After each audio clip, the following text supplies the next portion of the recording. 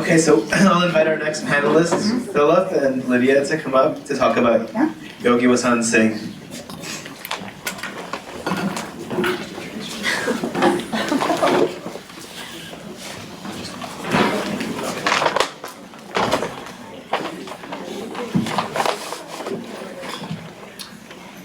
Hello, everyone. My name is Philip Deslippe. I'm a PhD candidate in the Department of Religious Studies at UC Santa Barbara, and I'm also a teaching associate and sometime instructor for the Department of Asian American Studies. And this is Lydia Wassan, who is the great-granddaughter of Wasan Singh, who also was known as Super Akasha Yogi Wassan. And we're going to talk about the life of Wasan Singh and his family and descendants and archives and artifacts and putting it all together. But I think unlike most of the figures that have been discussed here today, I think Wasan Singh needs kind of longer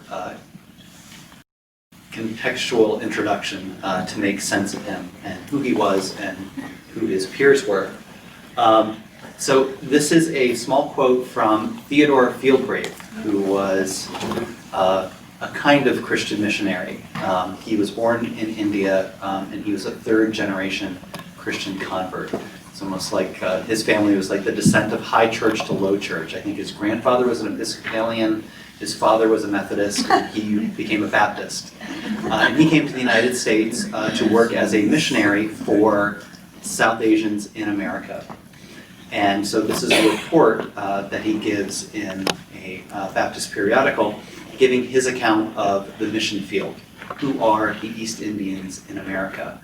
And he has 4 categories as he describes who is here. He gives farmers on the Pacific Coast, who are about 3,000.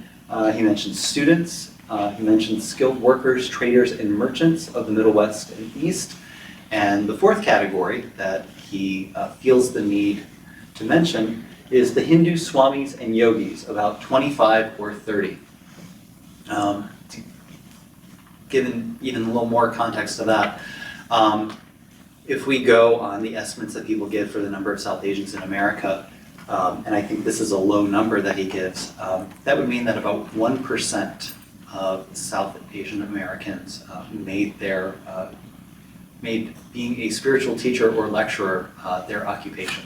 It's about the same percentage as Americans today who make a living by farming. We know, those of us familiar with Asian American history, we know how some of these histories have been told. Karen Leonard talks about what happens to these 3,000 farmers, where their descendants end up. Vivek Bald in Bengali Harlem talks about these workers, traders, and merchants and where their lives took them. I've been for many years obsessed about this 4th category. Who were these yogis and swamis? What were they doing? What were they teaching? And what became of them? What I did through heroic efforts of nerddom, I went to online archives and repositories and some physical archives, and I amassed thousands and thousands of display advertisements that yogis and swamis and gurus and godmen and spiritual teachers in the 20s and 30s used to promote themselves. And I took all of these ads and I coded out the data, and made a giant Excel spreadsheet, and I ended up with just this one thing, this map. So this is where yoga was being taught in the 1920s and 30s. It's not just on the coasts, it's not just in major cities, but it's all around the country. And if you put this next to a population density map, you can see that yoga is basically being taught wherever people are. With one notable exception. Where do we not see these traveling yoga teachers? We don't see them in the South, because as we've heard before, Americans weren't quite sure if Indians could be classified as black or white. And so with a few notable incidents, most of these teachers just steered clear of the Deep South and Jim Crow. How did they make a living? They were described by some reporters at the time as being like migratory birds who would travel and then return to the same spot on an annual or semi-annual basis. What they primarily did is they operated out of hotels. They would come to a city and they would offer a series of free public lectures that were often accentuated with class lantern slides, with musical performances, with question and answer sessions. And hotels were a perfect place to do this because unlike churches and other civic institutions, hotels were truly public and democratic. They were open to whoever would pay their bill at the end of their stay. And so what these teachers would do is they would hold a series of public lectures to draw as many people as possible, and those public lectures would then feed into a series of smaller private courses for a fee. Usually they'd have a week of lectures and then a series of weeknight lessons. And occasionally those private classes would lead into one-on-one dyadic relationships. Some of these we recognize as therapy, counseling, life coaching. Other times it was healing, fortune telling. And this is Wasan Singh, who was one of, I am estimating, about 50 or so teachers that were active during the interwar decades of the 20s and 30s. This is a class of his students in Dallas, Texas, and I believe 1927, around then. We're going to go back to Texas, so don't worry. Where did all these yogis and swamis come from? They didn't come from divine mandate, and they didn't really come from India, not exactly. The vast majority of these teachers were South Asians who were already in America and had to deal with the consequences of the Tin decision in the Supreme Court and denaturalization, which we've heard about. Just to repeat, Tin did not only loses his bid for citizenship in the Supreme Court, but there are much deeper losses. Asians are ruled ineligible for citizenship, and that has a whole host of consequences. You can't own land, you can't own a business, you're not hireable. Many of the South Asians who had become citizens had renounced their previous citizenship, and so they were described by many newspapers at the time as being men without a country. They could not leave the country, they had no real security in the country that they had to stay in. So what many of these people did is they took the show on the road. They took whatever skills and resources they had, whatever was applicable from their backgrounds, and they started touring the country and offering themselves as spiritual teachers and making a living in that way. From that giant, horrifying spreadsheet of doom that I mentioned, this was something else that I was able to come up with. This is just all the classes and lectures that I could find on yoga or Indian spirituality, and we see that in the wake of the Tin decision and denaturalization, it just skyrockets suddenly. Some of these teachers would teach for a few months. They weren't good at it. It didn't work out. Others kept it as a profession for years or decades. These are some of the denaturalization records of the about 60 or so South Asian Americans who were stripped of their citizenship, and highlighted in yellow are people who we know have, we have documentation that they became yogis and swamis. So as we can see, it was a not negligible percentage of South Asian Americans in general, and it's a sizable percentage of those South Asian Americans who were denaturalized. How could they do this? In short, Americans weren't that sharp when it came to India, and they were primed to believe that India was a land of magic and mysticism, fed on by popular culture, by stage magicians. Here we have Punjab. I'm not sure, is this the one that has my favorite quote ever? No, there's someone else. He advertised himself as being the man who, quote, stole the magic from India to American audiences. And these teachers were very savvy, very intelligent, and they knew how to read the America of their times. And they would often change and adjust and alter their teachings in order to meet the expectations of their American audiences. This is from a photo shoot series by Deva Ramsakul. All these photos are taken at the same time, and you can see him trying out various persona and how they would appeal to American audiences. Should I be like a Swami from India? Should I have a more kind of laid back Vedanta society persona? Should I advertise myself as more of a Western style cultist magician? We'll see. He eventually goes with the one on the far left.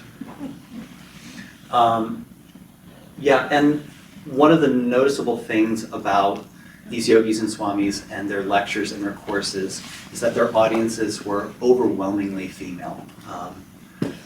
In addition to the advertisements, thanks to organizations like Sada and other archives that kept things like mailing lists, I was able to do a head count of who was there at these classes and lectures through mailing lists or from counting people in photographs. And as you can see, overwhelmingly, the audiences are female. Usually 2-to-1 ratio, sometimes 3 or 4-to-1. And this is not only a known fact in America, but it's a source of contention. A lot of the polemics that are directed against these teachers hone in on the fact that they are either taking advantage of a supposedly gullible female audience, or the unspoken threat is that these dark-skinned men are entrancing these nice middle-class white women. To go back to Fieldbray's accounting, we know through successive generations what kind of families came out of these different groups. Arne Leonard talks about the Punjabi Mexicans. Vivek Ball talks about how a lot of these Bengali merchants, they end up funding homes in African American communities.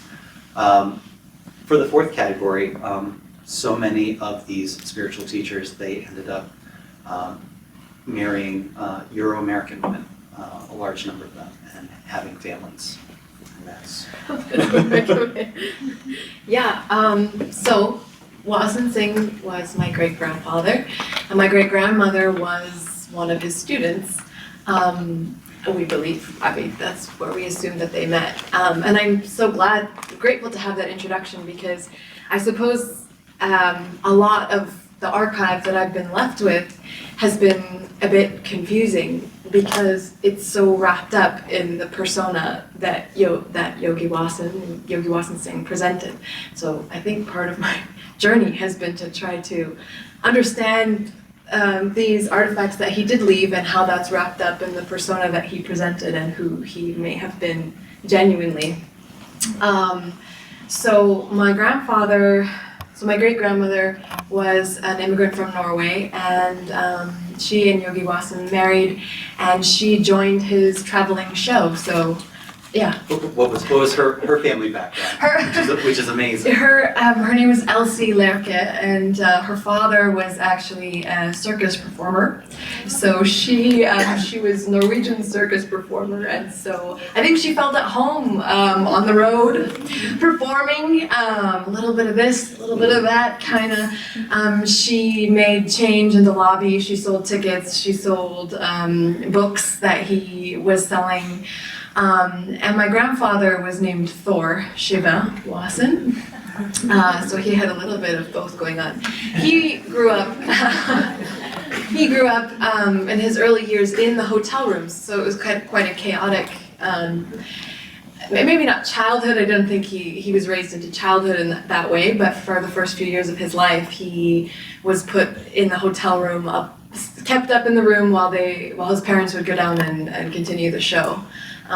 So my grandfather had a difficult relationship with both of his parents, but his father specifically, because eventually his mother and him stopped traveling, and they settled and lived in LA, and his father continued to travel. So I suppose that's kind of the foundation of the majority of what I know of Wasan Singh, and the artifacts that we have are wrapped up in this life and this persona that he created for himself. So, yeah. What else? And so, what happens with Thor Shiva? Yeah.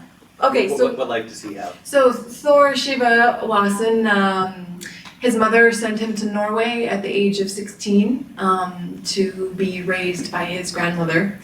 So he goes to Norway from the age of 16, has to finish high school there, learned Norwegian, and then joined the American Armed Services from Germany. This is post-World War II.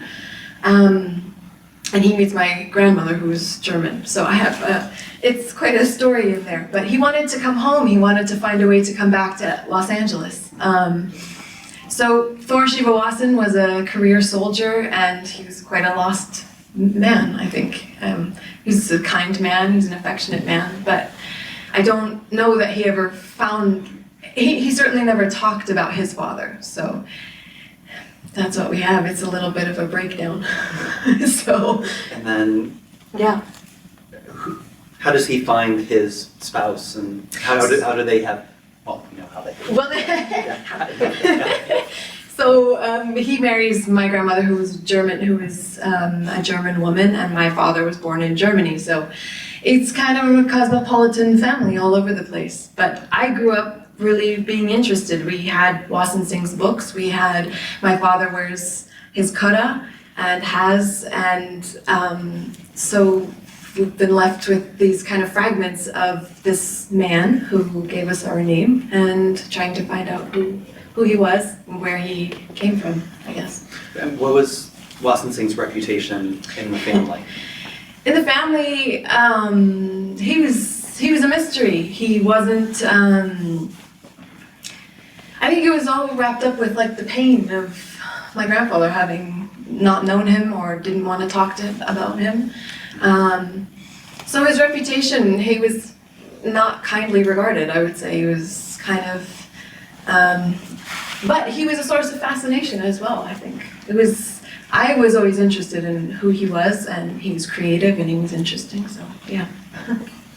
Yeah, I mean, I think one of the things that everyone connected with Sada and their own family histories is aware of is that so often the story that you were able to tell depends on what is left and what is passed down and what is available to you. So before I met Lydia and her father, this is all I really had to kind of understand the life of Wasan Singh was print. A lot of display advertisements, a few occasional scandalous stories in newspapers, but that's about all I could do was just map out where he had been, how he presented himself. Occasionally, if someone What year is this? This is about I'm thinking early 1930s. 1930s. In Detroit. 1930s? Yeah.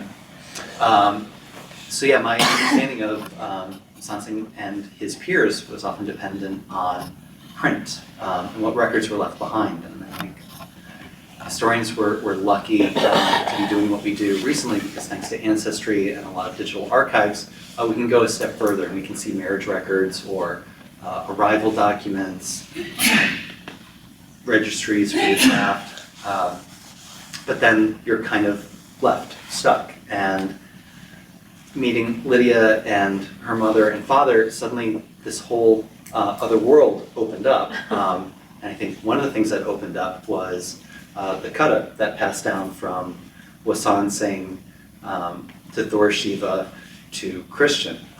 And when we met, you know, we're going to meet for a few hours, and then 5 hours later, we're all hoarse and we're still talking. And just as they're about to leave, Lydia's father says, "Oh yeah, this is the kata. It's got these weird scratches on it." What do you mean scratches? What do you mean scratches? And so we're trying to photograph it. I'm trying to hold his wrist down on the scanner. And it turns out because Thor Shiva couldn't read Punjabi, and neither could Christian, the kata was upside down. And after scanning it and sending it to a friend in England, it turns out that what was etched into the kata with a kind of like tattoo gun kind of needle was Huzur Sahib. So before Wasan Singh left India, he made a trip to kind of very important, significant southern Gurdwara, and then that kata passes down. It's still in the family today. Yes, yeah. Do you want to talk about other artifacts? We can talk about the ranch or the Other death artifacts. mask.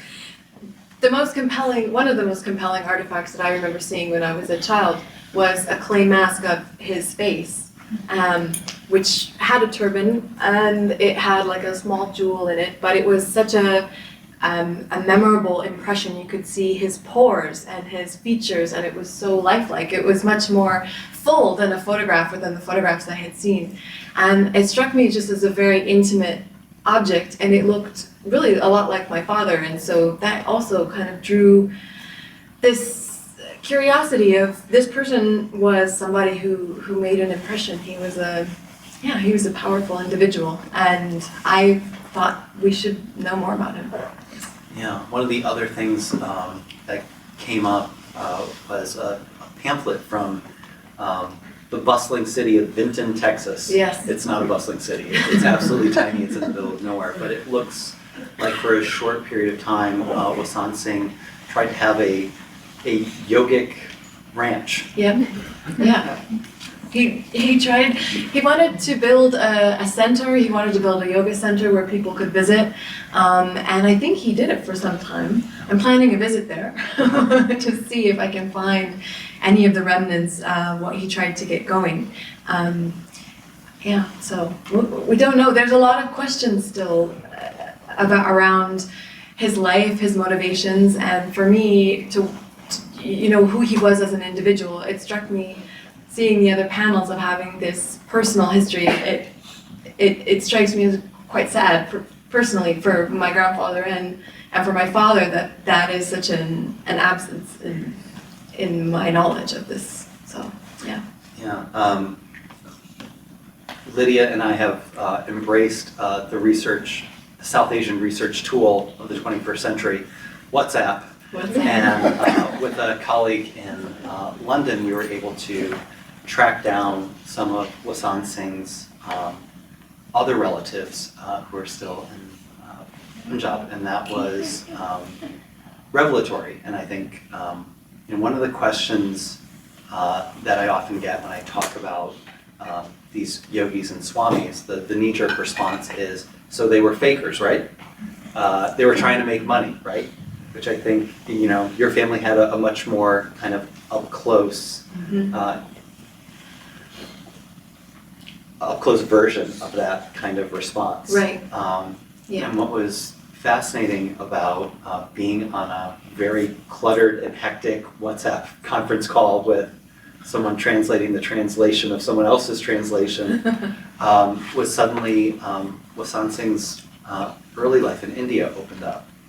And it made more sense of his life, and also I think made his life more poetic. He was one of 4 brothers, and 2 of his brothers went off to serve in the First World War, and one of them ended up drowning to death. And Wasan Singh's yogic career, his career as a kind of health reformer, yogic lecturer, it begins in the Pacific Northwest after he saves a young boy from drowning. And there's a beautiful symmetry of around the time that someone loses one of his brothers to drowning halfway around the world, he saves a young child from a similar fate. Yeah. I mean, the records of his life have been, they're hollow in a way, but they do tell a story. And I found a car registration for him in Portland, Oregon in 1922. So he went from working in a lumber mill for 10 years to being one of the first people in Portland to be driving around in a Model T. So there was a transition there that really fascinates me as well. I don't know at what point or how he did it to be making the amount that he would be making as a mill worker, and then to buy himself a vehicle, and then to be able to travel around and provide a better life for himself. Yeah. Do you want to talk about the testimonials or what you've heard? Well, I mean, it comes down to this idea of New Age spirituality and to what extent it's effective or real. Yeah, so because Wasan Singh and his peers were consummate salesmen, they embraced any celebrity endorsement or any testimonial. Sometimes they would get notarized testimonials, and when you go to the pamphlets that Wasan Singh produced, they're filled in the back with very earnest testimonials. People have given their names and their addresses and their cities. And I think it blurs the line of fake and real. I think, with a lot of these people that they are trying to make a living, they're doing the best that they can, they are kind of cobbling together persona, but it doesn't mean that what they did was entirely off. Right, I mean, how can you cure someone from tuberculosis? I mean, could you? With yoga? I mean, I don't know. So that there are testimonials that say such things, so you're kind of in this limbo of what do you believe? Yeah, and I think, with some of the people we have here and some of Wasan Singh's contemporaries, like Wasan Singh, like you have genuine communities and relationships that form. I know that when Bhagwan Singh left and returned to India, he had a very genuine and sincere concern about the groups of his students that he left behind in various cities in America. And he wrote letters hoping that they would continue to meet in his absence and that they would continue to better themselves in the ways that he taught them.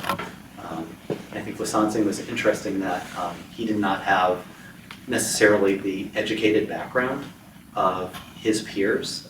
He seems to have been more of a kind of strapping Punjabi farm boy who did a lot of kabaddi and wrestling when he was younger, but he still translated it into that kind of career. I found a fascinating record where he was teaching wrestling moves to the University of Nebraska wrestling team at some point in the late 1930s. And I think the biggest shocker from our WhatsApp conference call was the revelation that Wasan Singh might not have been pulling spiritual teachings out of thin air, because his brother was Hukum Singh, who was an Udasi Baba, who is kind of enshrined and memorialized in rural Punjab, and it raises the question of how much was Wasan Singh actually drawing from, as opposed to just kind of cobbling together to make a persona.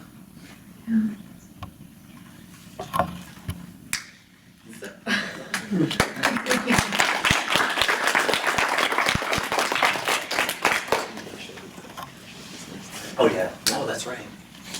Oh yeah.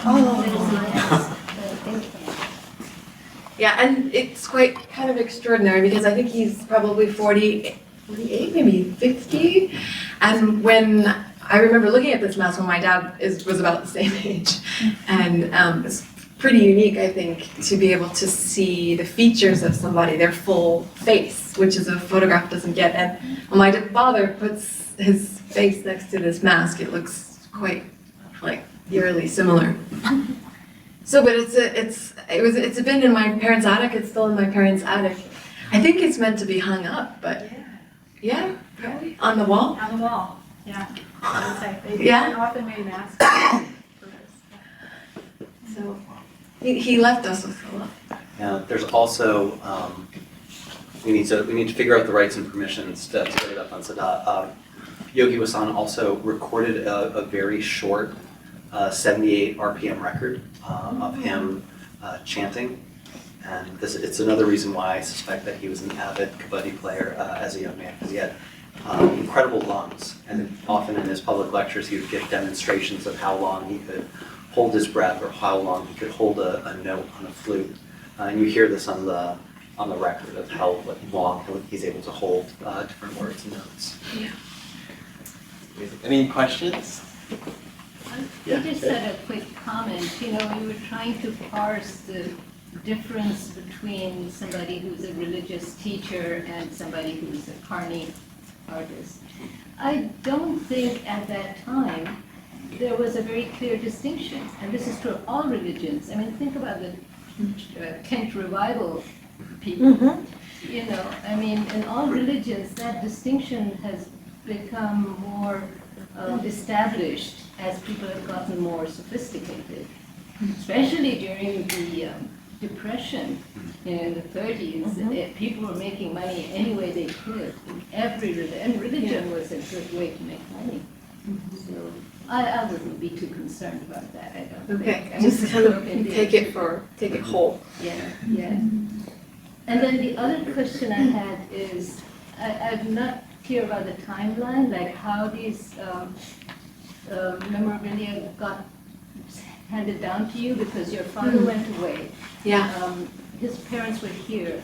So how did all of this get transferred and when? I think most of it came into my father's possession when Thor died. But I think Thor, who lived in Norway, who lived in Europe for a lot of his life, Yogi's son, kept them until he died. The kata was given to my father when my father turned 12. So that was something that his father gave to him. And, but... So when your father came back and joined his parents, they were in one place in Los Angeles, kind of. They were, but it was a pretty mobile family. Yeah. It's still kind of moving around from place to place, so no one was in any place for very long. But when my grandfather died, that's when a lot of these artifacts came into my father's possession. But yeah, even though Thor didn't speak about his father, he kept all his original books, and he kept a lot of the artifacts. I mean, they're still emerging. Last year, my grandma, Thor's wife, sent me a pendant that I had no idea existed. She sent it to me for my birthday, so they continue to emerge. Yeah. And I think that's kind of to Ronnie's point of, an archive belongs to specific people, but it also extends far beyond them. That just when you can start putting pieces together of different archives, suddenly it illuminates a lot more than that. Yeah. A lot of the material that I found about Yogi Wassan was in completely different archives or random archives, or popped up on eBay one day. A lot on eBay, actually. Pamphlets and, yeah. Any other questions? How's the two you met? Facebook. No. No, your dad. That's right. So my dad, I started Googling, I've been searching for Yogi since I was like 12 probably. I would Google something, I Google Yogi Wassan, I'd see, and something on eBay, I would, just be searching for things. I remember once Were you bidding against me on eBay? All these years? It's possible. I remember once we went to Yogananda's hermitage in Encinitas, and my dad and we just asked someone random, have you heard of Yogi Wassan? I mean, we had no idea where to start, basically.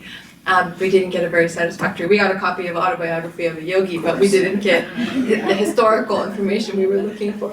And so I Googled Yogi Wassan, as I did every couple months, and there was an article in the Dallas Tribune about an archival photo, actually the photo of Yogi Wassan and his class, that they had printed in the newspaper and said, does anybody know what the story is behind this photo? We don't know. This Dallas archive published a photo periodically that they didn't have a history for, just asking if anybody did. So I emailed it to my parents.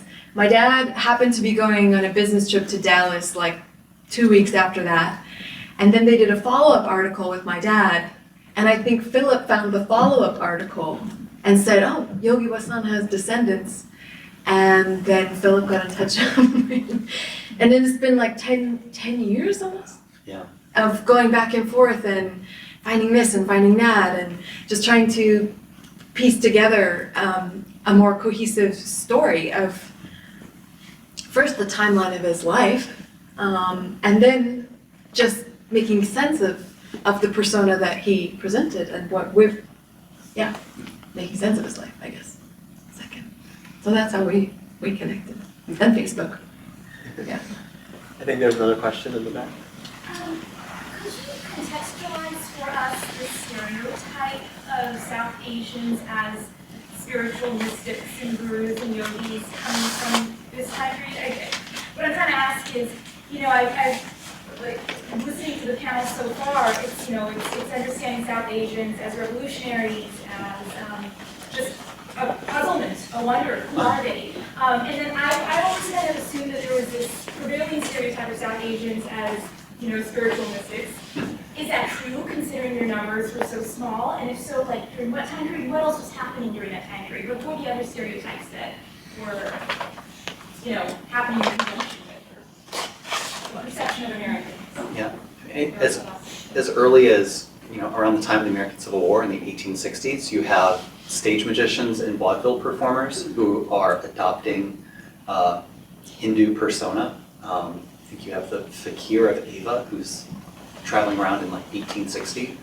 And then you just have a wave of pop culture, newspaper articles, fiction, again, stage magicians and vaudeville, that are kind of creating this imagined magical India. The Theosophical Society, I think, is this direct influence on metaphysical seekers at the turn of the century. And then I think most importantly, there aren't that many South Asians in America. And the ones that are here are concentrated on the West Coast.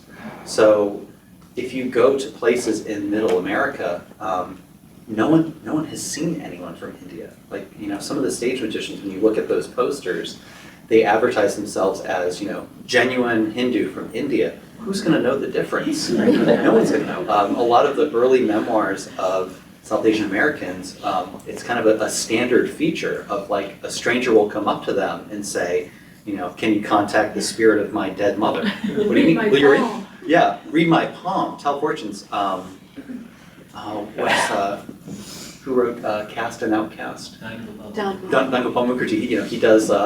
He gets like a little side gig as like a living artifact for spiritualist seances because He gets his rent covered, yeah. actually, because he's living in a seance house where he has to fit, So it's it's an easy role to fall into because Americans are so ready and willing to accept that.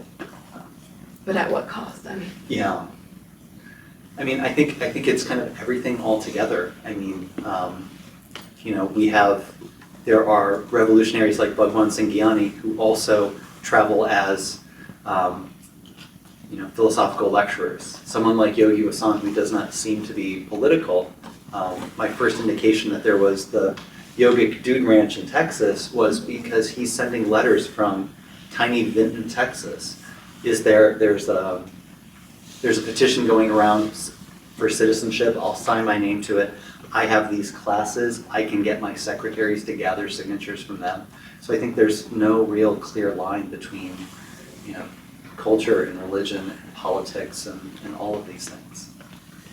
Yeah, I just wanted to say that I really enjoyed your presentation, both of you. When I look at the photograph, it reminds me that he's dressed like Swami Vivekananda. Yeah. And he was a well-known figure by then, because he came in 1893 or something. Yeah, early. So that could be one reason why. The first Parliament of Religions, that was in 1893. Right. So that must have had some influence. Yes. I think so. Yeah, so then he can be taken more seriously because people can relate to someone. They know, that vision. There's another question. Yeah, it's a great presentation. I had kind of two questions. One was do you get a sense that because there is this number of traveling spiritual teachers, is there any coordination amongst one another? So that's one thing I want to know. And the second is, there's so much anxiety of miscegenation, and especially, I know there's like the story of the young impotent Om, and a number of stories of the kind of fear of white women falling prey to these kind of spiritual teachers. So I wondered if you could say more about that, if that kind of comes up, the sort of fear and anxiety of this interracial mingling. Is there a policing of it, and so on? Yeah, it's a network. It's like a guild. We know that Bhagwan Singh Gyani and Bhagat Singh Tind are in communication with each other. They're exchanging mailing lists. This happens frequently. There are letters. I'm having a hard time in Cleveland. Can you send me your mailing list? Don't stay at this hotel, stay at that hotel.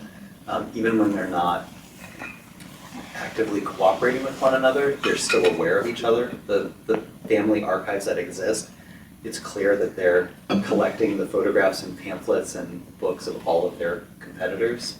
I know that Yogi Wassan was plagiarized extensively by a man named Wasan Singh, who was the first Indian to become a licensed pilot, and then he becomes a godman about a decade later. But he's copying Yogi Wassan's pamphlets by literally tracing over them. You can see it's the same image, but like the lines are thicker. As far as miscegenation, that was a huge fear. That was very much in the forefront of the polemics against these teachers. But I think it's also part of that equation is that the teachers who are traveling, they're charismatic, they're glamorous, they're often highly educated. I was telling Lydia on the phone of the irony of these strange, mysterious foreigners arriving in a city is that they are probably infinitely more familiar with the America of their time than their audience. They're pulling into a city in Ohio and no one else in their audience is crisscrossing the country, reading the news from all over and, that intimately familiar with America. In terms of miscegenation, like in my family, I think part of the reason why he's not he doesn't have his full story is because of that anxiety that remains in my family. And that it still, people weren't able to make sense of it fully, I think. And so it was easier to make him a joke and disavow him than to fully understand it was, that what was going on. So I think that's part of that fear, that anxiety is passed in the family, runs straight through the family itself. I don't know how to make sense of it yet, but I sense that is right there, I think. I mean, there's two other brief things I would add to that. One of them, as awkward as it is, I think the polemics and the stereotypes were not true at the same time, as is in 2019 with the kind of wave of yoga teacher scandals that we've encountered. That was also going on then. I interviewed someone who was a daughter of one of these teachers, and we were talking and we were looking through her materials, and then she just kind of blurted out, "Oh yeah, Yogananda, he kept hitting on my mom when we were alone." So I think, we can't totally dismiss that. Yogi Wassan was married 3 times as well. I think that's in it. Oh yeah, he was married twice before Elsie, my great grandmother. So that was also part of, but it's hard to understand what I've been handed is stereotypes as well. Yeah. So I don't know. And I think a lot of these people, going by those few dozen, most of them married women who were Scandinavian and were also, their families were recent arrivals. And I don't know how to make sense of that, but yeah. You have time for maybe 1 or 2 more questions. What's your awareness of when the term Swami became used as a pejorative, sort of mocking and used as an insult in America? There's a cluster of terms, and they have their own kind of weighted values. They were interchangeable. Yogi and Swami, Hindu lecturer, Hindu mystic. There was a cluster of terms that were kind of interchangeable. The big term of the time was not Swami, but fakir, because it had an easy play on words between fakir and faker. I think you can start seeing where the charge and the threat of these people starts to wane is when Swami becomes a kind of safe, joking term. So you start seeing in pop culture, you start seeing in the 20s, you have films and you have comic books and novels that talk about sinister Swami figures who are genuine holders of hypnotic power that are a threat. By the 40s, you have Swami characters in Woody Woodpecker and Bugs Bunny cartoons. You have kind of benign fortune teller characters on like Lassie. And then by the 40s and 50s, you have sports writers who start using the term Swami. It's just this kind of jokey aside of anyone who can predict the future. Those of you who watch ESPN, you might remember Chris Berman had a little feature, Swami Says. So I think that kind of fear kind of tapers off by around the 40s or the 50s. I think there were two questions. Maybe you can both ask them and we can answer them together. I think there's one here and one here. Do you want to ask the question? They can answer it. So you previously mentioned that the network of the peers of Swami seemed like more collaborative in nature. Are there any instances where they were more competitive, like maybe at the same city at the same time, or where they were maybe like not providing their contact information, rather they're saying I'm the true one and not that guy? Yeah, a lot of times they were in the same city on the same nights. In some cases, they're on opposite ends of a block. I know that the pilot, Mohan Singh, he was Yogi Hari Rama, and after he leaves the country in 1929, his rivals start trying to poach from his students. And I know that Yogi Wassan starts advertising himself in Ohio, which was like a big place for Yogi Hari Rama. He starts advertising himself as Yogi Wassan, the guru brother of your former teacher, Yogi Hari Rama. So I think there's cooperation, there's also like poaching. Last question.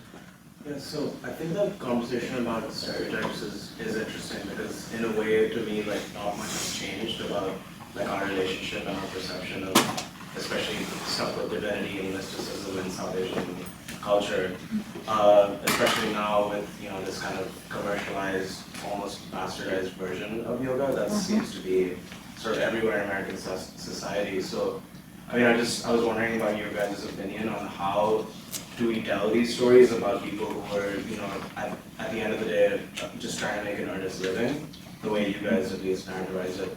How do we put that in the context of today? Because I feel like even today there is a pretty problematic view of like how we see things like yoga and other aspects of South Asian culture in American society. Because at the end of the day, we still fetishize it to an extent. So, how do you guys feel, that we could reconcile that with these important stories that need to be told about people that humanize it, I mean, I think putting it into historical context and also, as much as we can, making people out of our historical subjects.